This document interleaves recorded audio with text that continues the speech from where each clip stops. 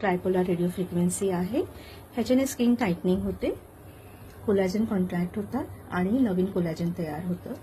हे करताना round round घ्यायचं, एकदम डोळ्यांच्या जवळ नाही घ्यायचं. ती स्किन एकदम पातळ असते. चिकवर तुम्ही ट्रायंगल करायचं असं, कारण चिक बोन आहे. साधारण तुम्ही हायड्रा फेशियलमध्ये 15 मिनिटे तरी आरएफ द्या.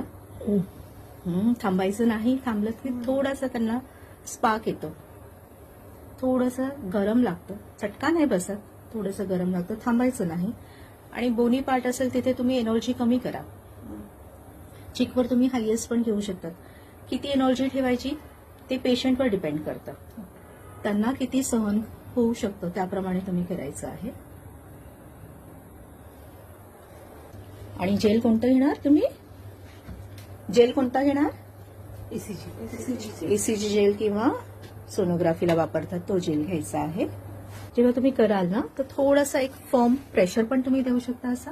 ओके, छोटे छोटे छोटे सर्कल्स घेऊन छोटे छोटे, आणि तुम्ही इथे असं फर्मली तुम्ही ही जॉ लाईन पण डिफाईन करू शकता. प्रेशर वरती जाताना जास्त असेल, खाली येताना कमी.